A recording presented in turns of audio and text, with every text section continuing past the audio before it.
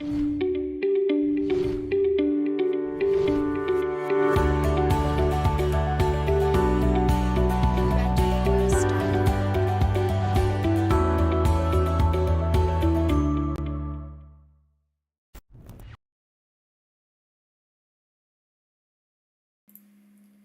pessoal, boa noite, sejam muito bem-vindos à nossa aula de hoje, Contabilidade para Pequenas e Médias Empresas.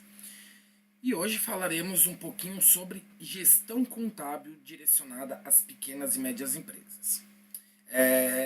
Deixei uma apostilinha lá de 4 páginas disponível para vocês. Pessoal, primeiramente, quando nós falamos em gestão contábil, estamos falando basicamente numa contabilidade gerencial, em algo direcionado, em algo específico para pequenas e médias empresas. É um tema que vem numa crescente, certo? Quando nós falamos em contabilidade gerencial como um todo, nas organizações em geral, é um tema que vem crescendo muito, uma gestão mais direcionada, uma gestão mais acurada, baseada em informações contábeis e informações estas que devem ser tempestivas para apoiar o processo decisório. E hoje nós entenderemos um pouquinho de como que funciona isso e qual a importância disso, legal? Então, vamos lá. Gestão contábil para pequenas e médias empresas. Bom, primeiramente precisamos entender qual que é o conceito de instrumentos gerenciais, já que, como eu falei, quando nós falamos em gestão contábil, nós estamos falando basicamente numa contabilidade gerencial, numa contabilidade mais específica e direcionada para as necessidades da empresa.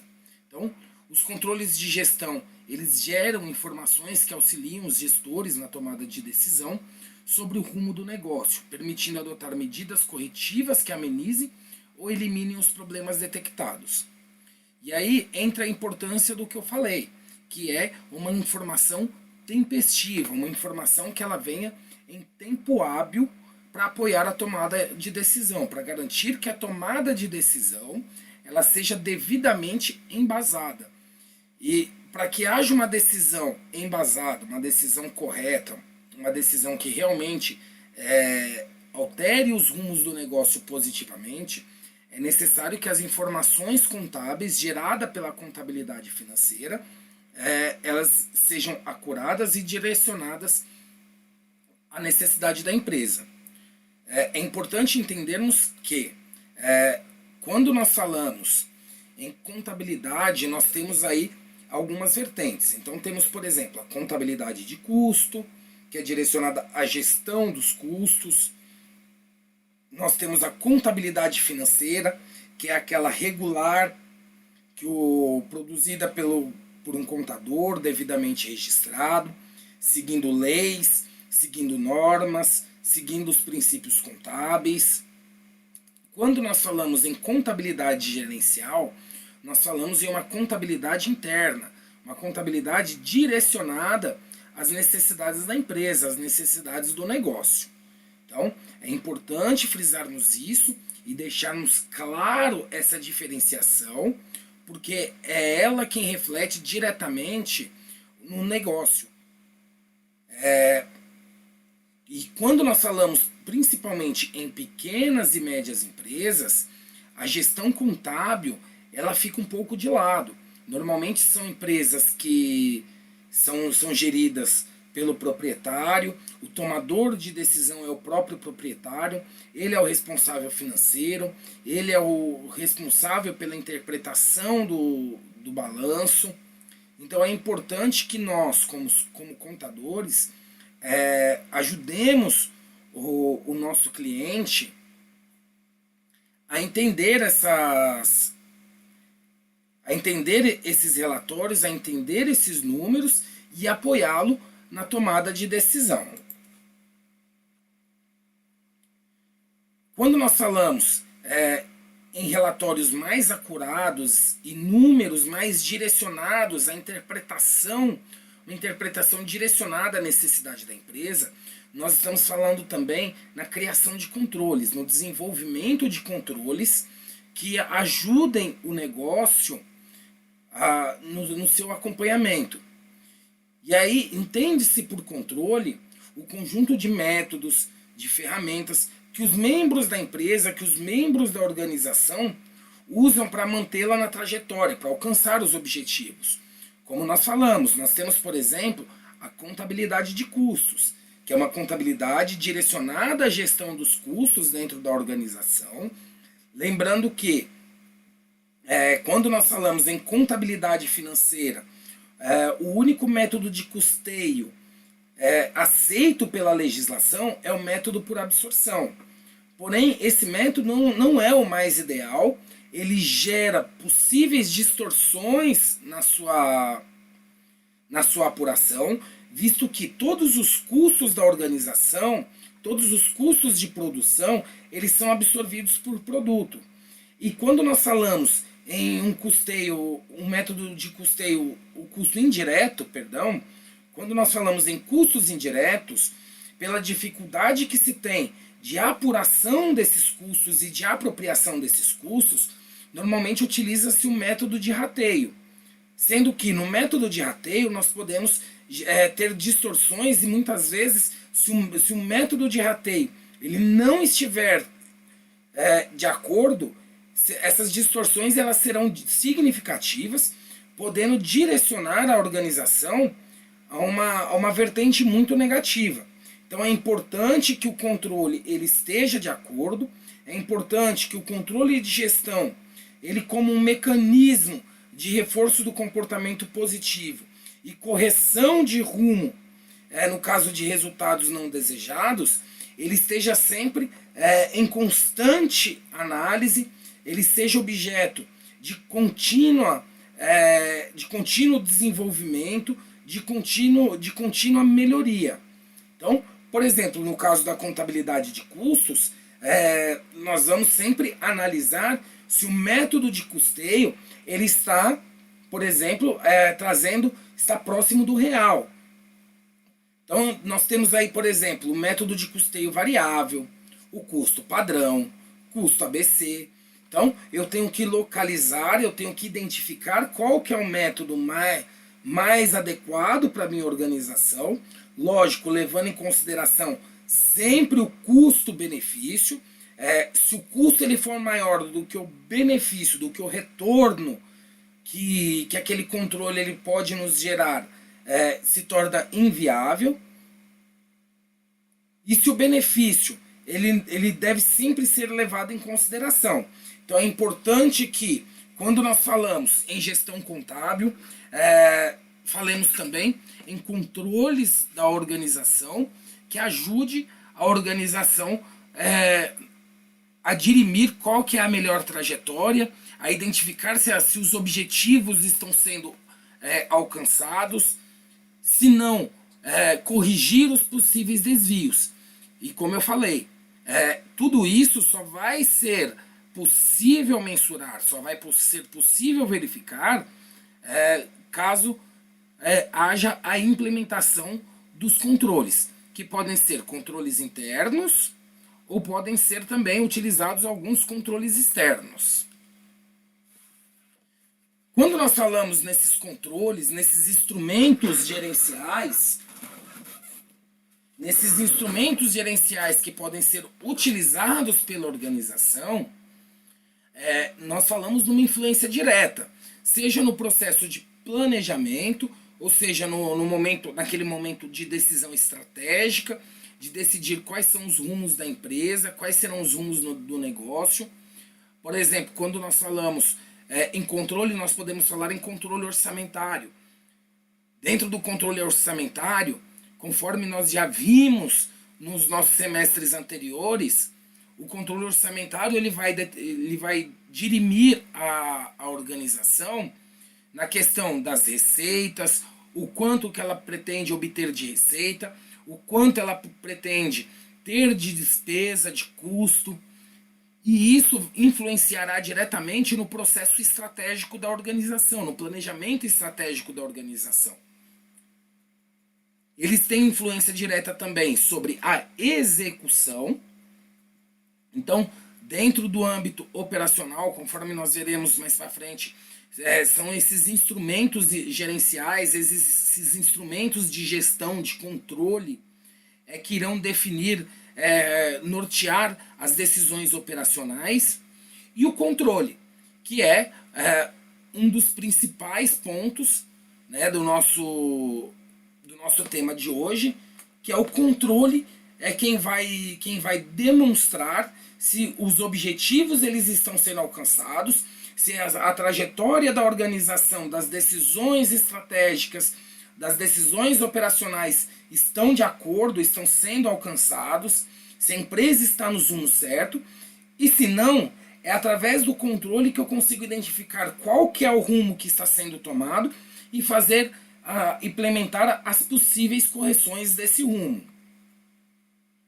Então, a importância disso, principalmente dentro das pequenas empresas, que hoje é um segmento, é o carro-chefe da nossa economia. Temos grandes empresas, conforme nós já conversamos nas nossas unidades de aprendizagens anteriores, as grandes empresas, elas movimentam grandes valores no seu mundo individual, porém, quando nós falamos numa visão mais global, mais macro, então, é mais ou menos assim, dentro da visão micro, quando nós olhamos uma visão micro do ambiente que aquela organização ela está inserida, ela movimenta valores significativos, volumes significativos de valores. Porém, quando nós passamos por uma visão mais macro, por exemplo, uma visão mais regional, dentro do município, dentro do estado, ou até mesmo uma visão mais macro a nível nacional, nós percebemos que, apesar das pequenas empresas elas movimentarem valores menores, menos significativos perto de uma grande empresa, quando nós temos uma visão macro, nós percebemos que a grande locomotiva de geração de renda, geração de empregos, vem das microempresas, das micro e pequenas empresas.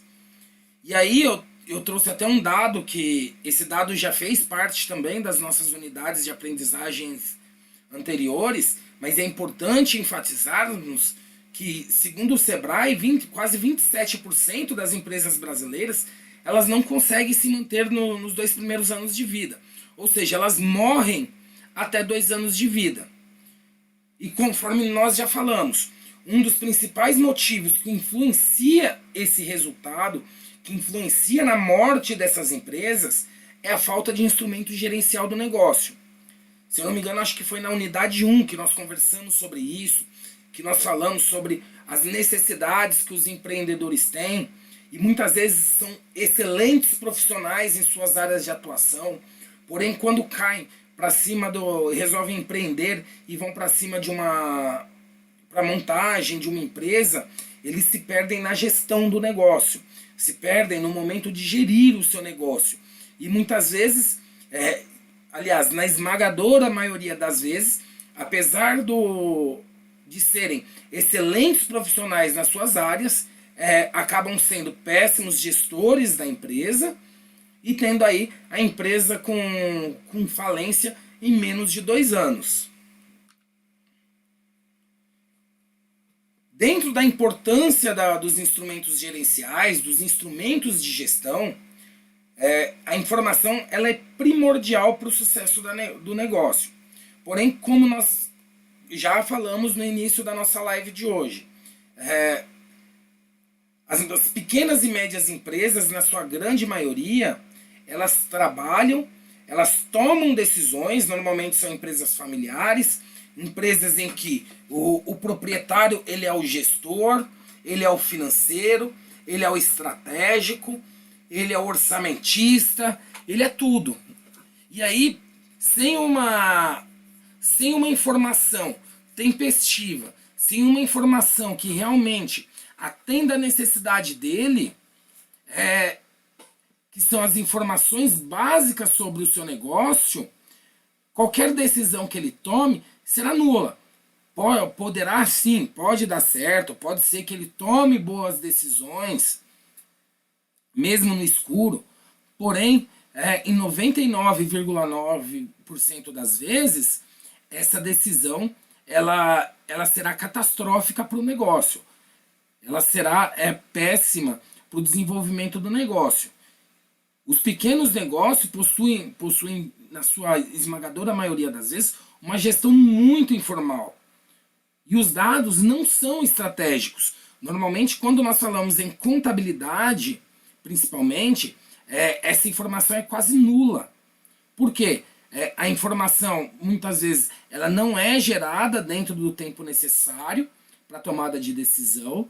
Ela normalmente ela é gerada para atender a obrigações fiscais. E toda decisão tomada não tem nenhum dado, nenhum embasamento técnico para aquela tomada de decisão. E aí eu trouxe aí os 7 pecados capitais na gestão das micro e pequenas empresas, né?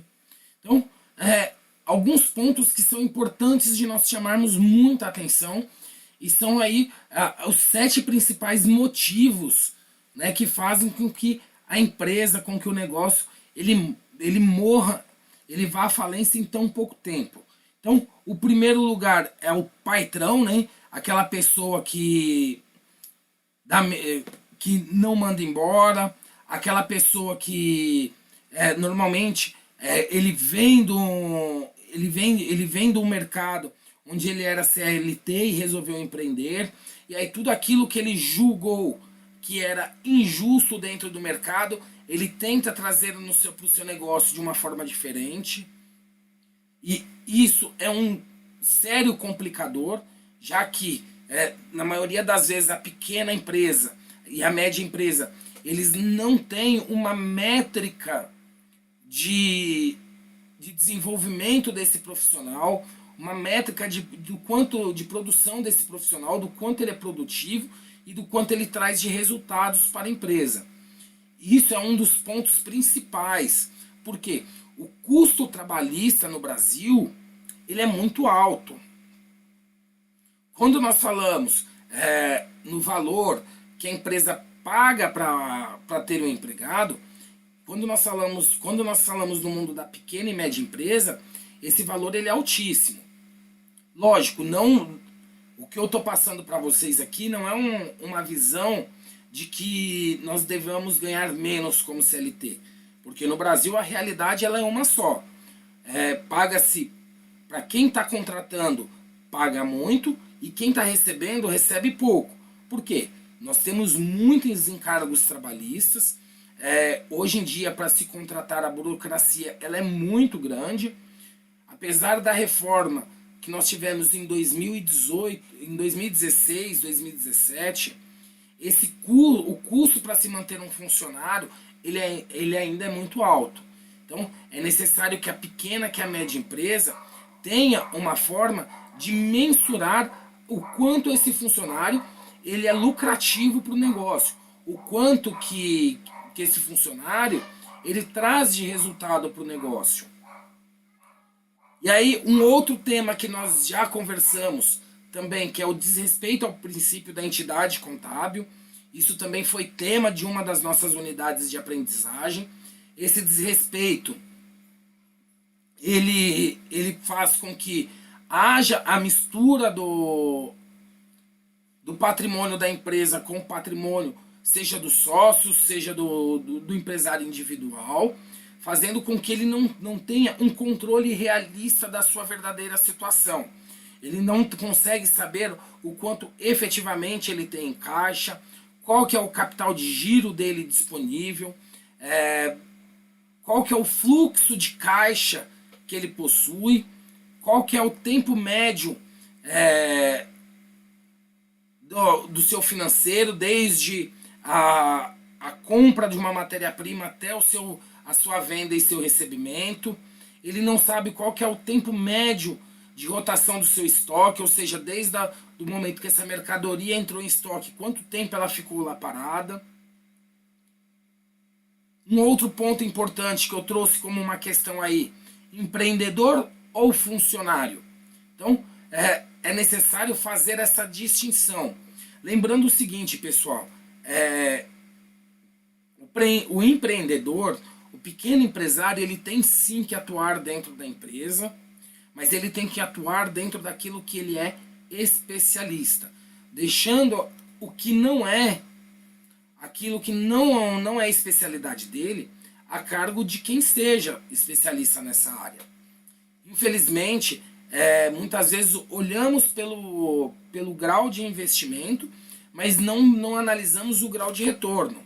Às vezes, contratar uma terceirizada para controle, para controladoria do negócio pode parecer caro, mas quando nós analisamos o retorno que isso pode nos trazer do ponto de vista tanto estratégico, como a vida, o tempo de vida do negócio, da empresa, como também o retorno financeiro, com decisões bem embasadas, gigantescos benefícios, são gigantescos benefícios.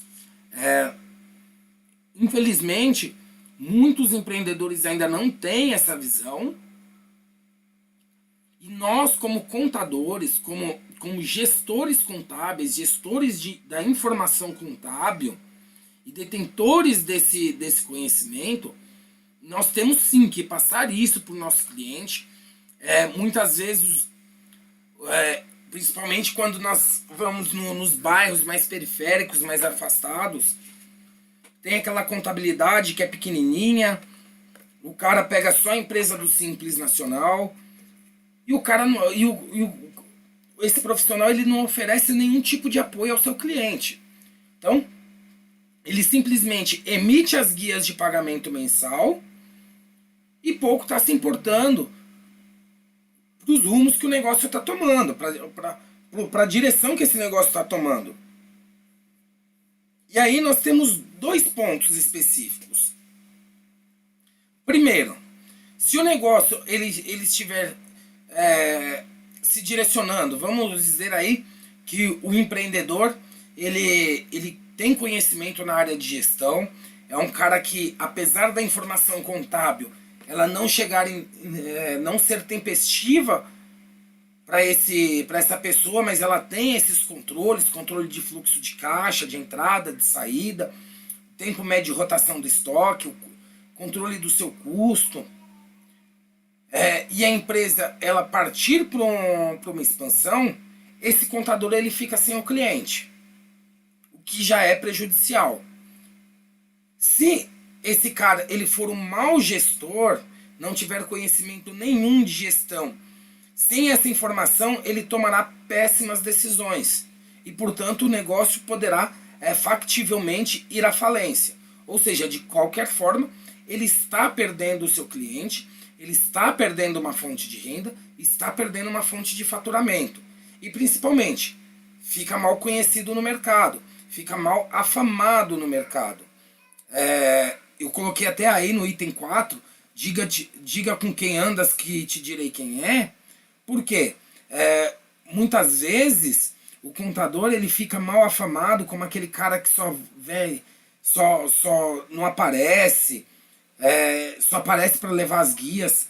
Antigamente nós tínhamos a nota fiscal física, então o contador ele era conhecido como aquele cara que só aparecia no final do mês para buscar as notas e receber o honorário.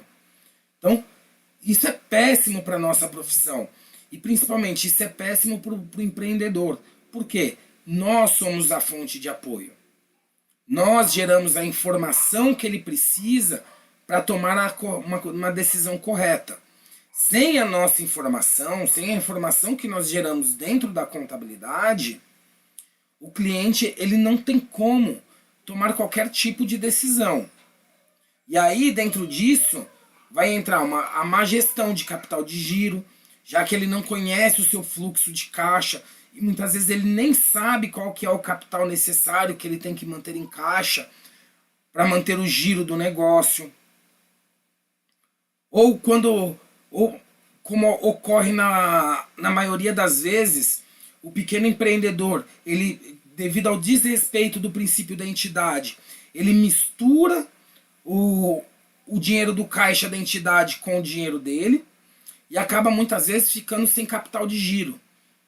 E aí começa uma bola de neve. Por quê? Ele precisa desse capital, ele é essencial para o negócio. E aí, não tendo, ele vai buscar esse capital no mercado. A primeira vez, a segunda vez, é bem provável que ele consiga um financiamento, mas isso pode virar uma bola de neve. Porque os juros, hoje, apesar da taxa de juros ser uma das menores de todos os tempos, é juros e é uma despesa para a empresa e muitas vezes uma despesa desnecessária. Consequentemente, sem a informação, não há um planejamento para a sucessão empresarial. Então, quando o negócio ele consegue se manter, ele vai se manter somente com aquilo necessário, sem nenhum tipo de expansão. E na maioria das vezes, o que nós vemos são empresas, pequenas empresas, que têm grandes potenciais econômicos, grande potencial de expansão e crescimento, porém devido a uma falta de planejamento de sucessão, ou seja,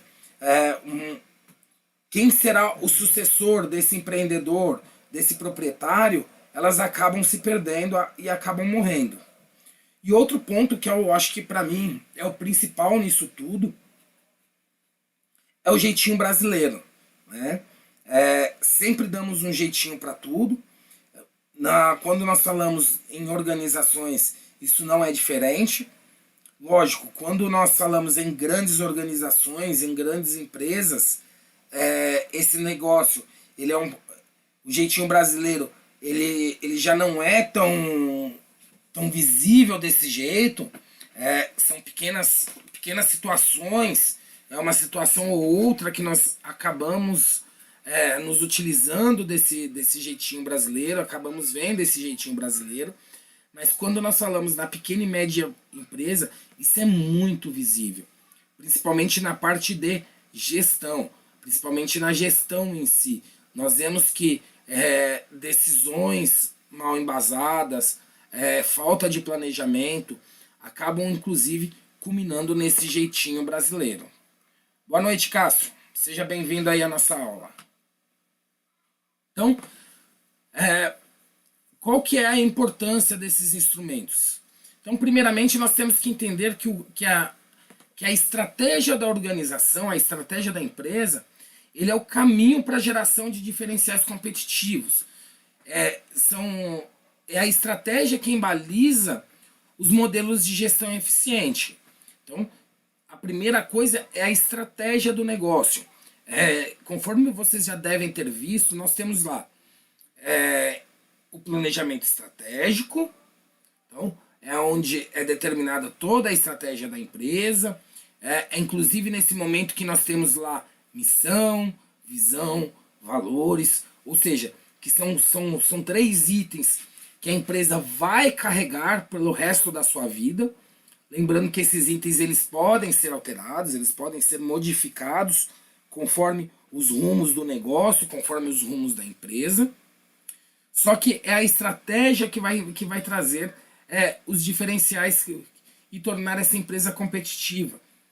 Então, é através da estratégia que eu vou ter aí um planejamento orçamentário, um planejamento financeiro. E os diferenciais competitivos, eles são sistêmicos, ou seja, eles são reações em cadeia, é um sistema de gestão que traz os diferenciais competitivos. Não existe diferencial e não existe competitividade sem uma gestão estratégica, sem uma estratégia bem embasada. E aí, esses diferenciais competitivos, eles dependem tanto de competências internas da empresa, como também de competências externas, referente ao mercado, aos atores institucionais.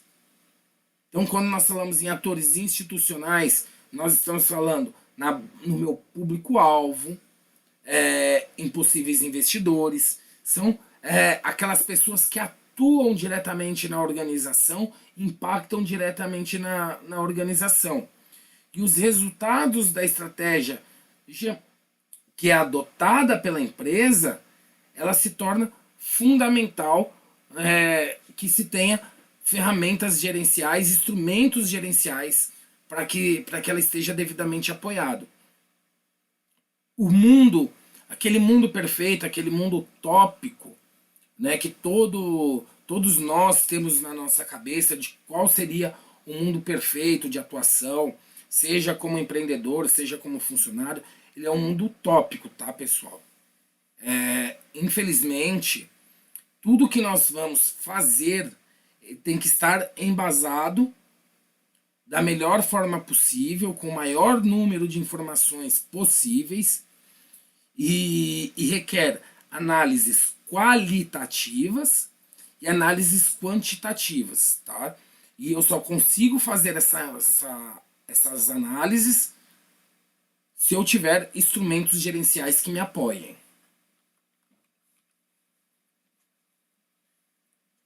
Então,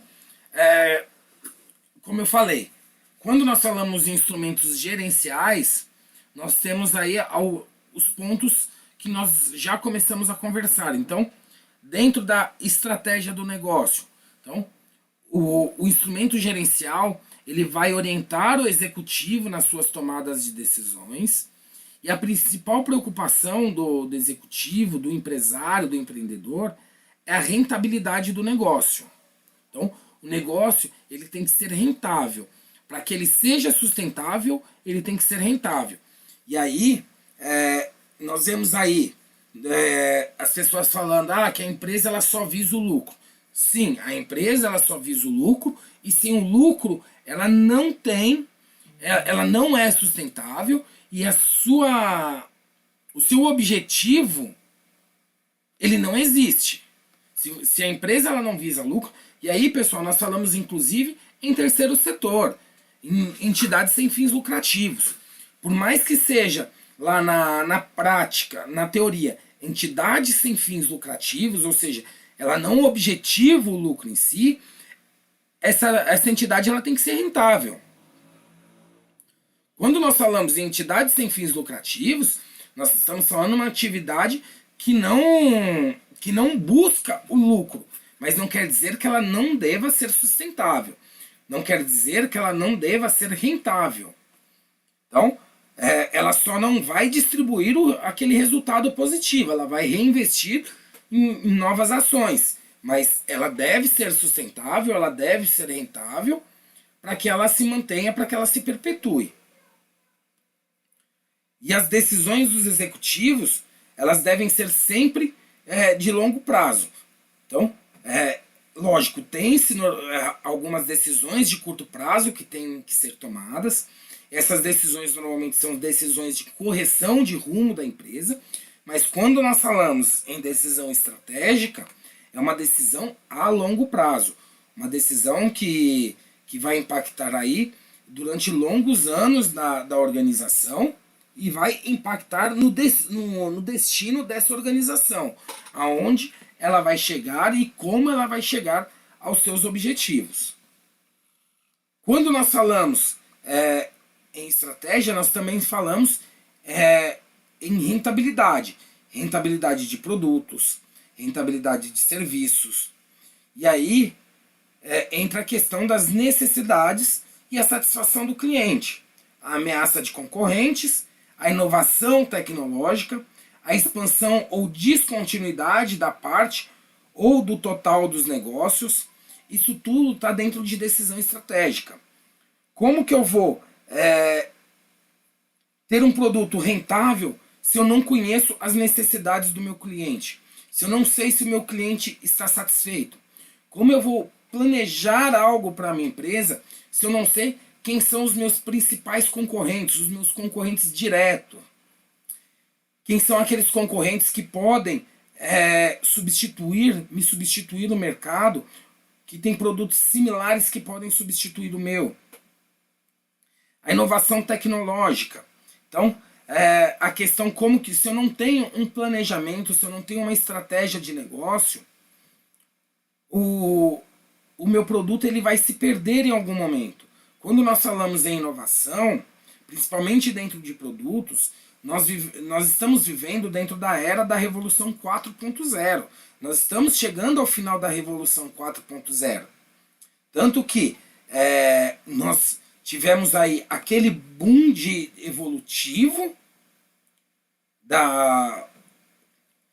dos computadores, do sistema de inteligência artificial, na velocidade de processamento de dados, e estamos chegando ao final dessa revolução praticamente.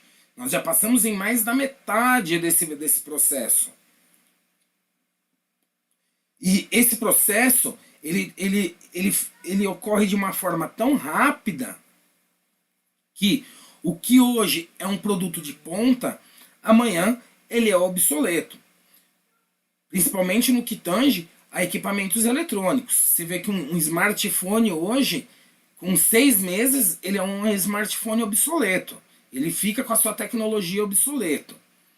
E um outro ponto importante que o planejamento estratégico nos traz, dentro do item de inovação tecnológica, é exatamente em que momento que esse produto ele se tornou obsoleto, deixou de atender a necessidade do meu cliente e eu ter um novo produto disponível para atender essas novas necessidades, o que surgirá. Para nós termos uma ideia, um exemplo interessante, até anos atrás, um celular com 16 GB de memória era um mundo. Ninguém pensava assim, putz, 16 GB de memória. O que eu faço com... Eu não tenho foto, não tenho informação o suficiente para encher esse celular. Hoje nós estamos falando em aparelhos, pouco mais de 10 anos depois, que tem mais que o dobro, mais que o triplo. São 10 vezes mais em capacidade de armazenamento, 128, 256 GB. Então esse faz parte do processo evolutivo, tanto do produto como da organização. É interessante, por exemplo, nós temos aí a Apple. A Apple, a cada 6 meses, ela lança um smartphone. E os produtos da Apple, os smartphones da Apple, é que balizam esse mercado. São produtos que balizam tanto na parte tecnológica, como também na parte de preço. Todos os demais smartphones, o preço dos demais smartphones são baseados nos preços da Apple. Então, ela norteia, ela baliza o negócio em que ela está inserida. Isso é o que? Planejamento estratégico. E quando nós falamos em expansão e descontinuidade de parte ou do total do negócio, é outro ponto da decisão estratégica que está ligado diretamente à rentabilidade do produto. Se eu não tenho um produto que é rentável, esse produto ele deve ser descontinuado. E todo produto, pessoal, ele tem uma vida útil. Então, você pega lá, quando o produto é lançado, ele está aqui, aí ele tem uma ascendente, conforme a qualidade desse produto. Chega um momento que as suas vendas estabilizam e chega um momento em que esse produto ele se torna obsoleto e ele entra em decadência. Então, eu tenho que ter o controle, eu tenho que acompanhar para na hora que ele entrar nessa vertente, nessa ascendente, aliás, nessa descendente, eu ter um novo produto, um novo serviço para substituir e atender às novas necessidades que surgem. Lembrando que, a todo instante, quando nós falamos em, por exemplo, solução tecnológica, cada solução tecnológica que se dá, também surge um novo problema. Nasce também uma nova necessidade. Legal? E aí nós temos, a partir do momento que nós tivemos um planejamento, nós temos que gerenciar o negócio de forma que garanta que os rumos planejados para a empresa, eles sejam alcançados, ele seja mantido. Então, quando nós falamos em importância gerencial desses instrumentos, nós estamos falando sim em orientação dos gerentes, daquelas pessoas responsáveis pelas áreas da organização, pelas áreas da empresa, podendo ser separado por departamento, seja separado por uma área específica, ou até mesmo por um grupo de trabalhadores. Então, eu tenho uma fábrica, por exemplo, que produz um produto A, um produto B, um produto C. Então, eu tenho que ter controles nessas três linhas de produção, de forma que eu possa nortear as pessoas responsáveis por essa linha de produção e garantir que, por exemplo, questão de qualidade, um controle de qualidade, para garantir que cada produto que sai de cada uma dessas linhas saia dentro de uma qualidade satisfatória, uma qualidade que seja, que atenda à necessidade do meu cliente. Esse produto, essa linha de produção, ela precisa de um controle para saber se o volume de produção está correto, se o custo, se não há desperdício de matéria-prima, por exemplo. Então, normalmente, quando nós falamos em informação gerencial, nós estamos falando em tomada de decisões, seja de curto, médio ou longo prazo. E essas tomadas de decisões, principalmente no que tange as de curto e médio prazo, envolvem a entidade como um todo. Toda a entidade, toda a organização, toda a empresa como um todo, todos os departamentos, eles sofrem os reflexos de qualquer decisão. Por mais que sejam departamentos diferentes, o reflexo ele é direto dentro da organização. E para uma boa tomada de decisão e para uma garantia de que esses reflexos sejam positivos, é necessário que esses tomadores de decisões eles tenham informações que assegurem acompanhar, se possível em tempo real, o processo operacional de produção ou de prestação de serviços, bem como ter acesso, poderem analisar o resultado positivo ou negativo das vendas desses produtos ou serviços. Então, vejam, por exemplo, quando nós falamos em descontinuidade de um produto ou de uma empresa, para que haja essa descontinuidade, o produto ele tem que ter deixado de ser rentável ou não ter sido rentável em nenhum momento, e esse serviço também. E como que eu vou fazer isso? Através de controles, através do acompanhamento do volume de vendas, se existem devoluções, cancelamentos, acompanhamento dessas devoluções e cancelamentos, e principalmente dos motivos, já que devolução e cancelamento por problemas no produto me geram um problema de qualidade e isso impacta diretamente na imagem da sua empresa, e essa imagem, ela tendo um desgaste, isso faz com que a empresa ela deixe de ser rentável como um todo. Então, por exemplo, se eu tenho 3 produtos na minha linha de produção, produto A, B e C, se eu tenho um grande volume de devolução por problemas de fabricação no produto A, eu tenho que descontinuar esse produto ou aprimorá-lo. Por quê?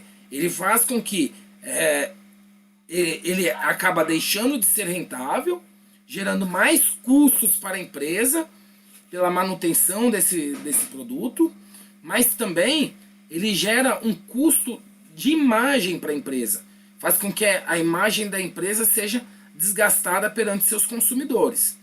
Então, é importante que nós tenhamos instrumentos que nos balizem e que nos norteiem nesse acompanhamento, nesse controle, e principalmente sejam base para essa tomada de decisão. Dentro do contexto operacional, o instrumento gerencial ele vai orientar o pessoal que trabalha na linha de frente, ou seja, aquele pessoal mesmo da linha de produção, da área comercial, ou seja, quem fabrica e quem vende esses produtos ou esses serviços. E nesse nível de responsabilidade, as decisões elas precisam ser tomadas em curtíssimo prazo. Tudo tem que ser feito muito rápido, quase que diariamente. Então, conforme vão surgindo os obstáculos, eu tenho que ir tomando decisão. Por exemplo, nós tivemos aí a pandemia nesse ano de 2020, que fez com que a maioria das empresas baixassem as suas portas. Se eu sou do departamento de vendas, o que eu tenho que fazer? Eu tenho que procurar novos meios de fazer com que o meu produto chegue ao meu consumidor final. Eu tenho que fazer com que eu tenho que tomar decisões para referente a como fazer com que o meu consumidor, o meu cliente, continue tendo acesso ao meu produto, mesmo que não fisicamente. Então, por exemplo, um dos modelos de negócio que cresceu muito nesse ano foram as lojas virtuais, os varejistas virtuais. Inclusive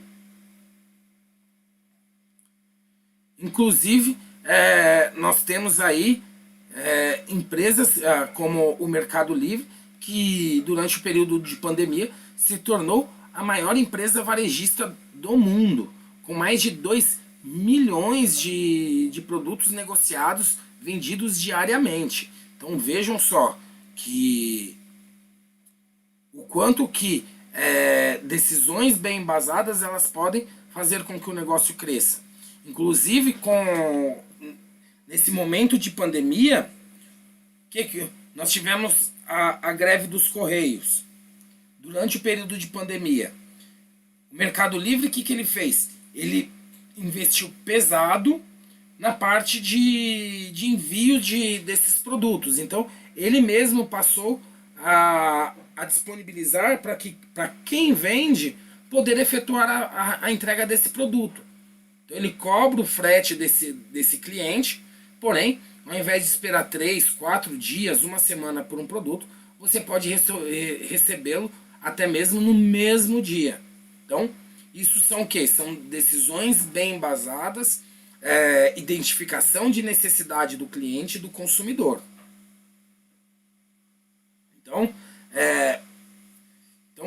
dessa forma, pessoal, os relatórios elaborados para orientar as tomadas de decisões nessa área, normalmente deve conter informações operacionais quantitativas.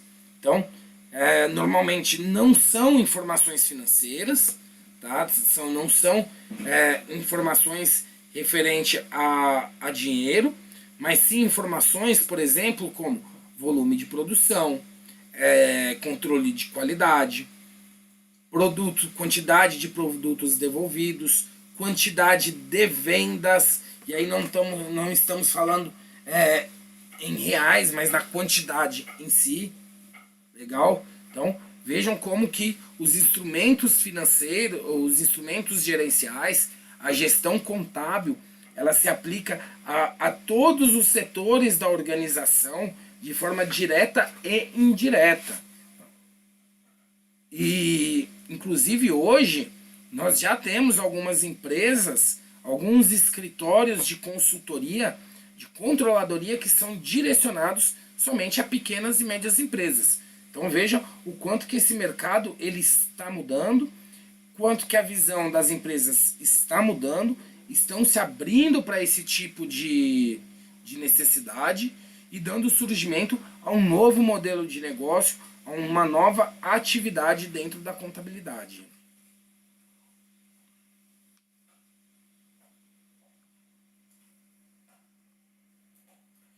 E aí eu trouxe aqui alguns exemplos de instrumentos gerenciais que podem ser utilizados, são instrumentos financeiros, tá? Que podem ser utilizados como base decisória para tomada de decisão. Então nós temos, por exemplo, o controle de estoque, onde eu consigo avaliar qual é o tempo médio do meu estoque, de rotatividade do meu estoque, o balanço patrimonial e a demonstração de resultado gerencial.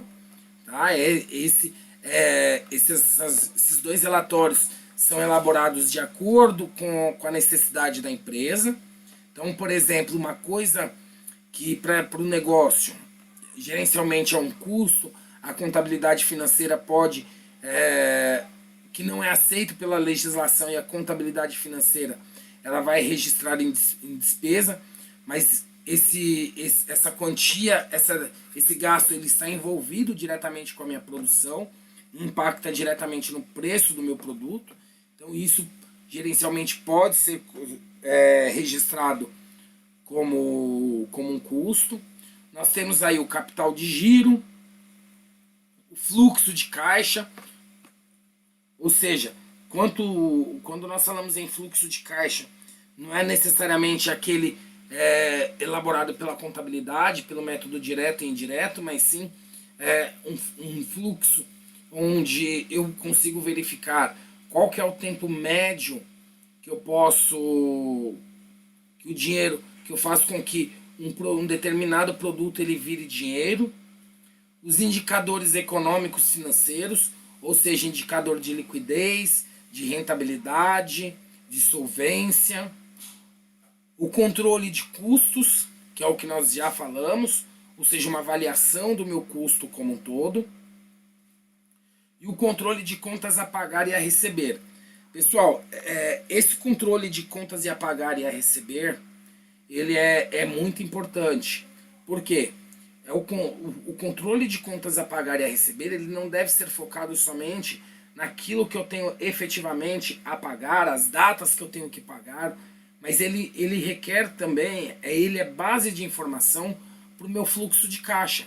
É ele que vai dizer para o meu fluxo de caixa qual que é o tempo médio que eu tenho que pagar o meu fornecedor. Então, ou seja, eu tenho 30, 60, 90 dias. E quanto tempo eu recebo do meu cliente?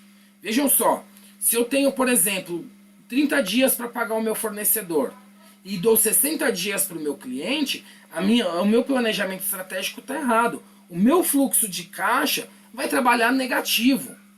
E aí, será que eu tenho o capital de giro necessário para manter esse negócio sustentável dessa forma? Qual que é o capital de giro necessário para que eu possa trabalhar dessa maneira? Ah, putz, meu capital de giro é muito baixo, o negócio não suporta. Então, se eu tenho um fluxo de caixa negativo, não tenho capital de giro suficiente para dar 60 dias para o meu cliente, porém pagar o meu fornecedor em 30. Então, o que eu vou ter que fazer? Vou para o empréstimo bancário? Se eu for para o empréstimo bancário, eu tenho juros.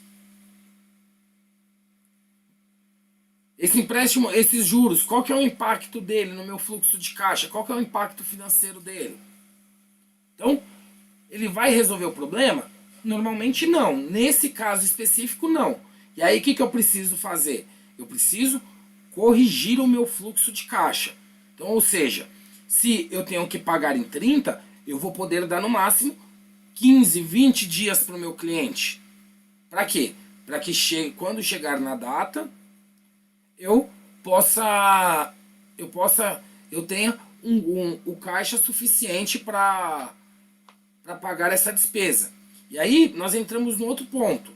Por exemplo, se eu tenho 30 dias para pagar, mas eu dou 60 dias para o meu cliente, eu nunca vou conseguir fazer fluxo de caixa. Por quê? Quando eu estou recebendo a primeira do meu cliente, eu já estou pagando pela segunda vez o meu fornecedor. Então, eu vou estar sempre com fluxo de caixa negativo. Então, nesse caso, o que eu vou fazer? Eu vou corrigir o rumo o rumo estratégico da minha organização.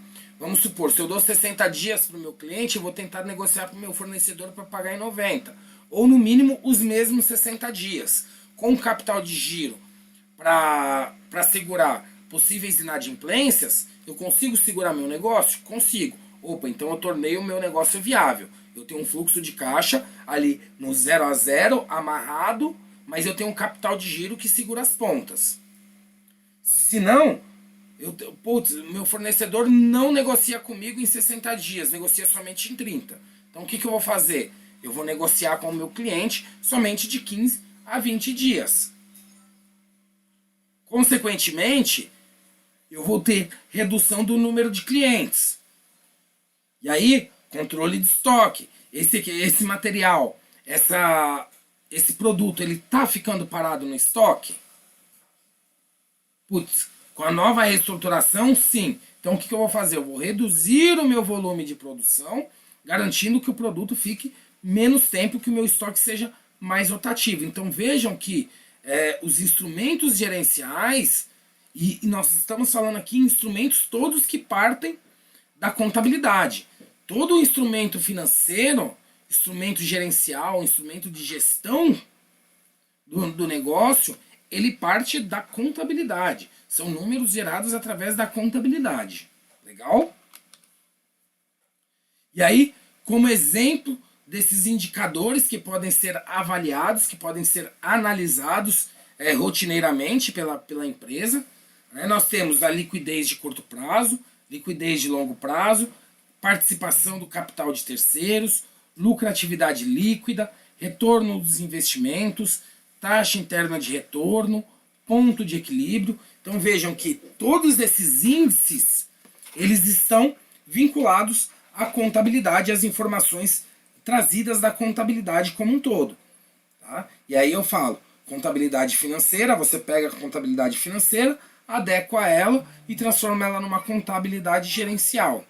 Isso dá até para ser feito dentro do próprio escritório de prestação de serviços. Então, pega-se, por exemplo, os sistemas contábeis, os softwares contábeis, além de você ter o sistema a parte contábil em si elaborada, você pode utilizar o plano de contas por centro de custo, que é o plano de contas gerencial. Então, ao mesmo momento que você registra a contabilidade financeira, você pode também elaborar a contabilidade gerencial. Não é necessário que haja dois contadores, duas pessoas responsáveis. O próprio contador, quando bem alinhado com o negócio, bem alinhado com a empresa, ele já consegue fazer esse vínculo e produzir essa informação de forma mais adequada para o seu cliente, dando total apoio a todas as suas decisões. Legal? E aí, como instrumentos gerenciais não financeiros, entra aí o número de devoluções, como eu falei. Aqui nós estamos falando tudo quantitativamente e números secos. Então, número de pesquisa em desenvolvimento, rotatividade de funcionários, participação no mercado, posicionamento no mercado, evolução da produtividade, qual é o portfólio de produtos e serviços que eu tenho disponíveis, quantos clientes eu tenho e o quanto eu consigo alcançar de novos clientes mensalmente ou anualmente. Então, o quanto do mercado, qual que é o mercado hoje? O mercado eu tenho aí 2 milhões de pessoas, de possíveis consumidores. Desses 2 milhões de possíveis consumidores, quantos já são nosso cliente, já consomem o nosso produto ou o nosso serviço? 200 mil. Ok, então eu ainda tenho 1.800.000 pessoas, possíveis consumidores, que eu posso tentar alcançar. E aí, de que forma que eu vou alcançar isso? Então vejam só o quanto que as ferramentas gerenciais, os instrumentos gerenciais são importantes dentro da gestão contábil, da, da, da gestão do negócio, da gestão contábil como um todo. Legal, galera? Bom, estamos aí com 1 hora de live, né? Hoje o que eu tinha para trazer para vocês era isso, né? Um pouco desse entendimento. Próxima aula nós entraremos um pouco mais a fundo em alguns instrumentos específicos direcionados à gestão contábil do negócio, a gestão contábil gerencial do negócio e mostrando os seus impactos dentro do negócio, ajudando-os a como elaborar esses instrumentos. Legal? Pessoal, alguma dúvida? Dúvidas, choros, aflições? Vamos lá.